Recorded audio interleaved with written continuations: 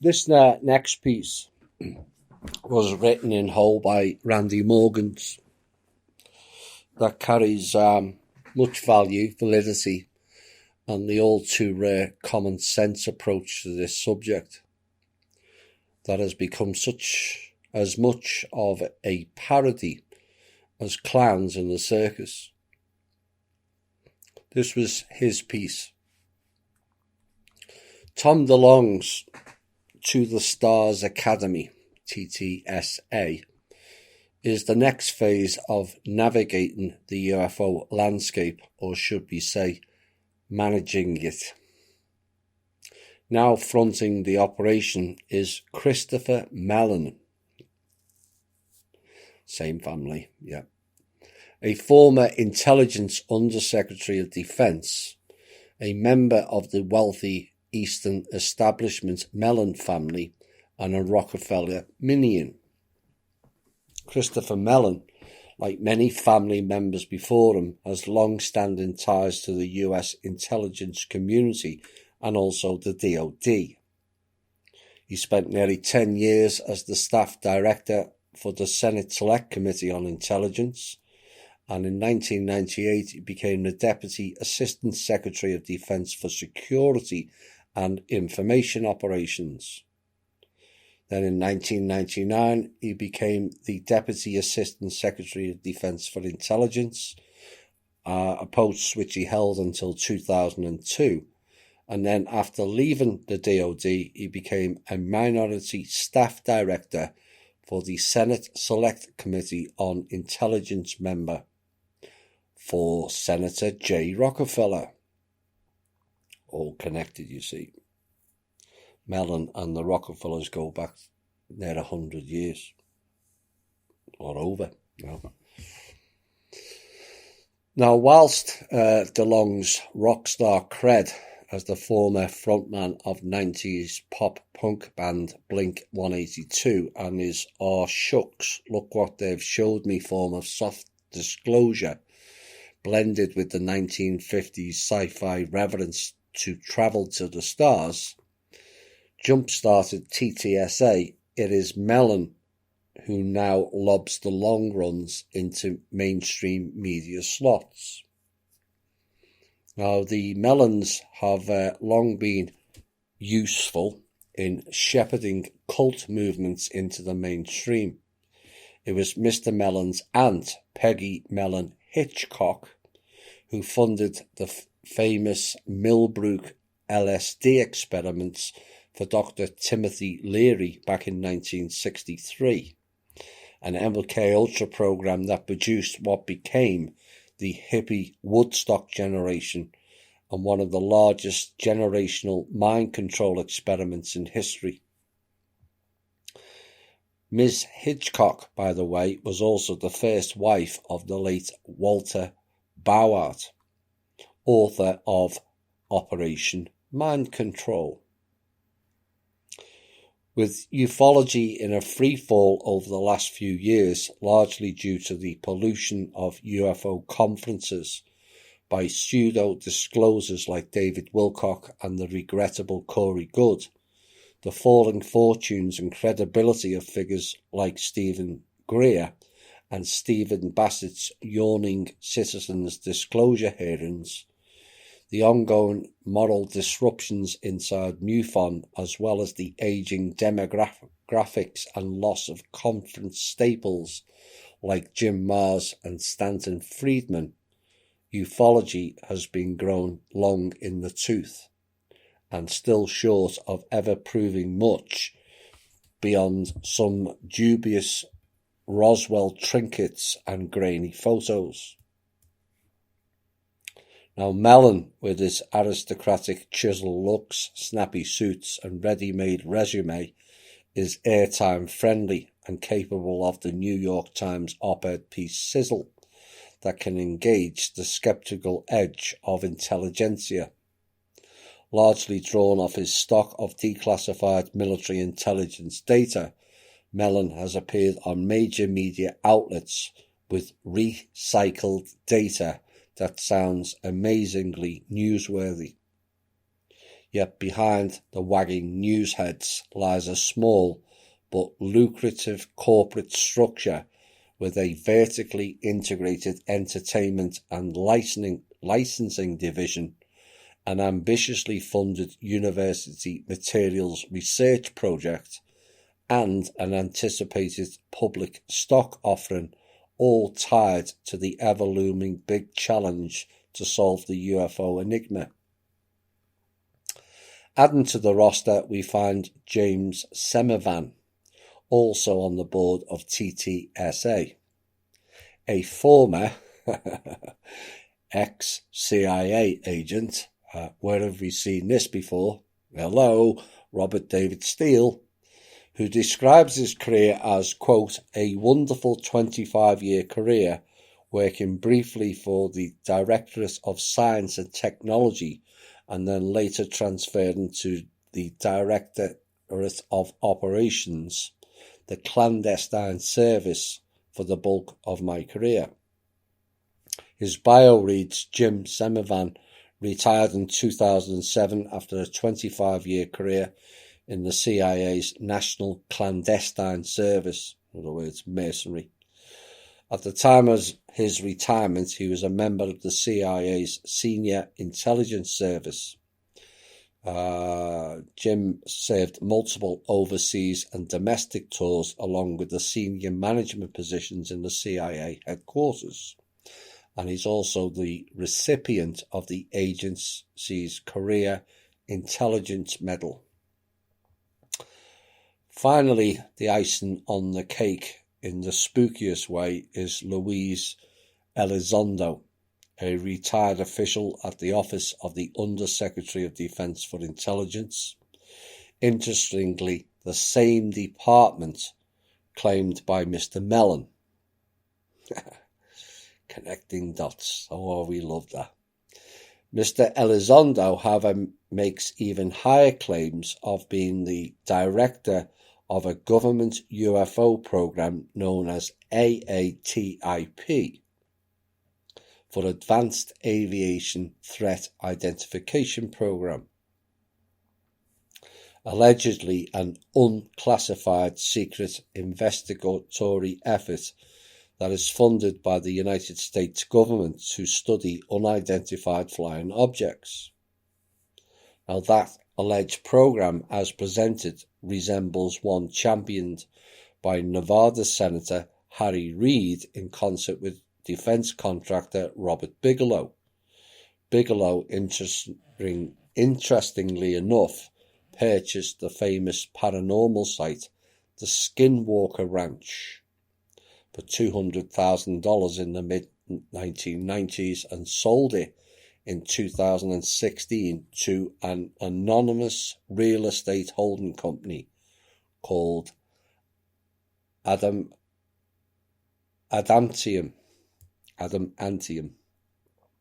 Holdings for $4.5 million.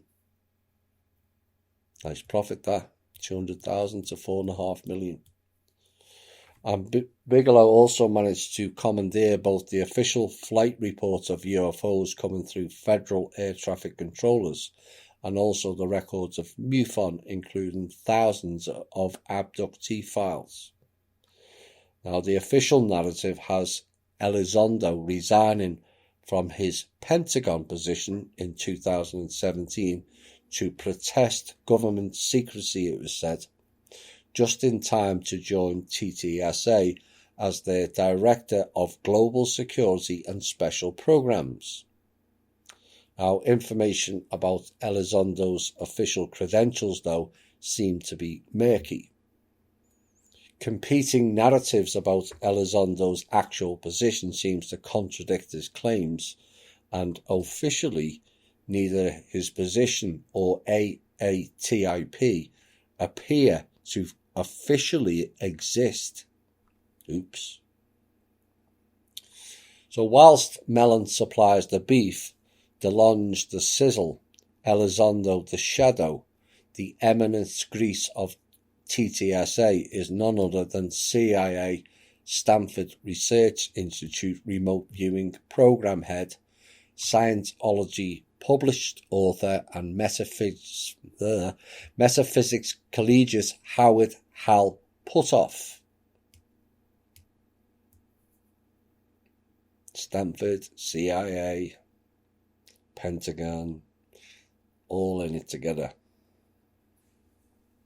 As a signatory director of TTSA, Puthoff brings to the table his history at Stanford Research Institute, military-funded remote viewing project, and the 1980s Austin, Texas firm Earth Tech, and the Institute for Advanced Studies at Austin, IASA, which is also based in Austin as well.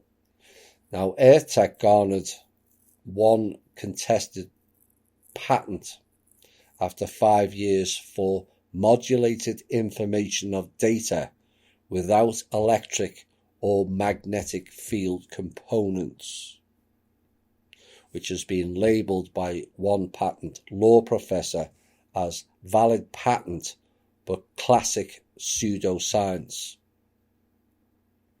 Now, Puthoff's alliances with various paranormal figures, such as Israeli spoonbender Uri Geller, psychic Ingo Swann, his SRI remote viewing partner Russell Targ, and the original RVers Pat Price and Joe McMoneagle, as well as high-placed assets in the intelligence communities, means TTSA also has the ambience of a classic spook cutout operation. Indeed. Now, the TTSA is a multimedia entertainment company which is currently airing the History Channel series Unidentified.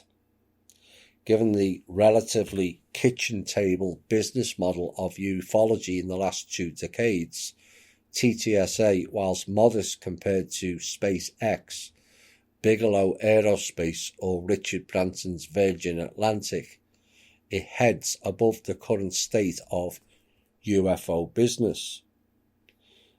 If successful with its visible funding sources, absent any intelligence agency storefront funding of entertainment ventures, product licensing and investor endowments, coupled with stock offerings, TTSA could be the model of UFO disclosure in the next decade.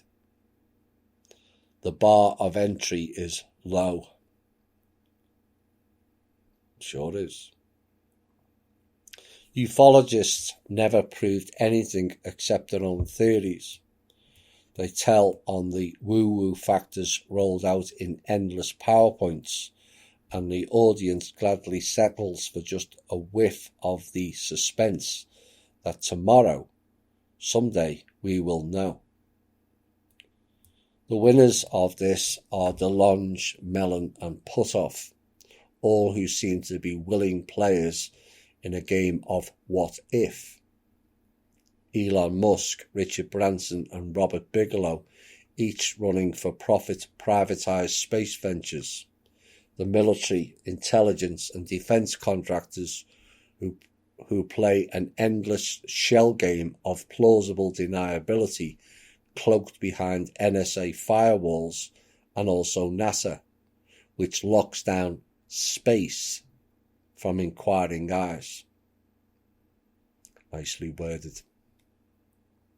The losers, all citizen-run volunteer UFO research and investigation groups, formerly MUFON, NICAP and the Aerial Phenomena Research Organisation, the real alternative media talk show outlets of UFO genres, and the public at large, which look on incredulously as the X-Files appears to go live on CNN.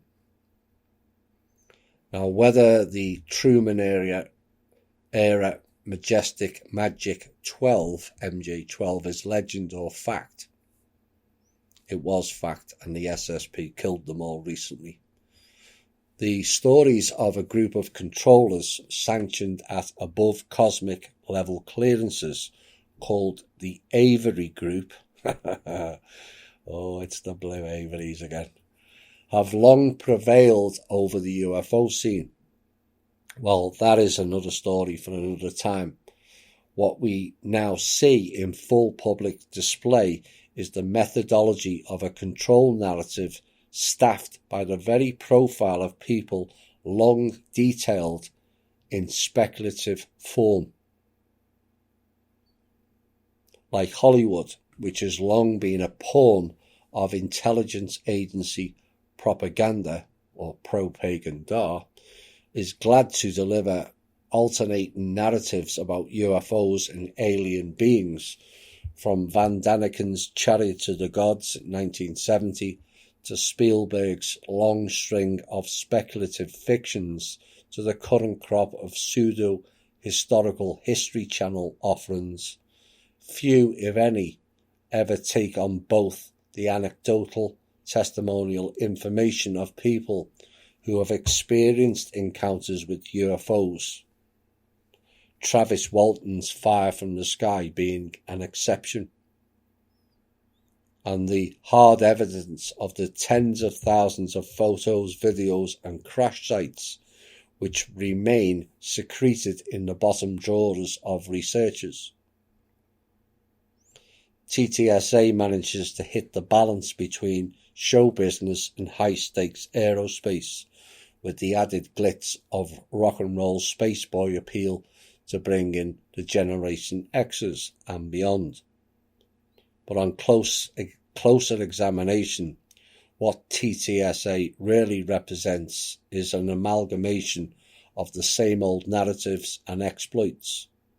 The presence of the Pentagon and the intelligence operatives using mainstream media to expose what is essentially the same story for nearly 3/4 of a century, fronted by credible, staged mouthpieces like Mellon and Elizondo, is now just a current from facing operation to contain any actual disclosure. Employing compartmentalized government military structures, private corporate contractors, and black budgets as a pretext for insider information is an old ploy as well. The models for this form of entertainment seldom vary. Song remains the same. The Gaia TV, David Wilcock, Corey Goode Cosmic Disclosure franchise proved again that wild concocted narratives can coexist with establishment figure whistleblowers, that moving demographics and tweaked New Age spiritual concepts from Edgar Cayce, Carla Rucker's Ra Law of One, L. Ron Hubbard's Scientology and the Raelians, etc., continue to roll out endless versions of the same scripts, of externalized metaphysics, nuts and bolts craft, hostile benevolent ET figures, and a shadow government veil of secrecy X-Files. There is no discernible difference between TTSA and Goode Wilcock's Above Majestic, as both are entertainment, entrainment, packaged for an audience that is receptive to the memes. Nothing different except the size of the theatres. That was Randy Maugans' excellent piece. And as Randy so eloquently pointed out, all these ufologists in particular in alt media are all, as in all, being ran by intelligence agents or agencies. And this is further confirmation of what we've both been saying consistently now for the past 6 years in my case, and in Randy's case longer. But the question what people have to ask Since when have intelligence agency members, ex or otherwise, ever told the truth to the public? For example, look at the mainstream media. All of that is these same people's scripts. They just spew out a raft of words and expect people to follow it. It's all propaganda, or pro-pagan da, as the case may be. In reality, the UFO theme collapsed in August 2016 with the signing of the peace treaty between the multi-species. No more abductions, no more interference, and no more using us as food products. No one new with information since has come forward. And as Randy said, it's all just a rehash of very old information. Most of what passes off now as ET crafts in the sky and oceans are the SS small p. And no, they are not on humanity's side, despite agency-based assets in the alt media telling you otherwise. Talking of rehash, the latest in bullshittery coming out of the Camp David and Corey Good. Corey, the man who can be whisked by a blue orb all the way to the Kuiper Belt in a second, and yet requires $12,000 off his listeners to move house in the same state, have now launched what is called the Cosmic Secret Movie. Ooh. But what's so secret about it? When millions around the world already know. It's not very secret, is it? All the tribal people will have told you for decades. You didn't listen. But take a close look at the symbolism of the artwork promoting that movie. It tells you all you need to know. The six-pointed star, the Egyptian pyramids, and the hidden key of Solomon in the O in cosmic. And when you add in that these two clowns are promoting Ra and the Law of One, and it all connects the dots what this cult group and their intelligentsia are up to. Blue chickens indeed.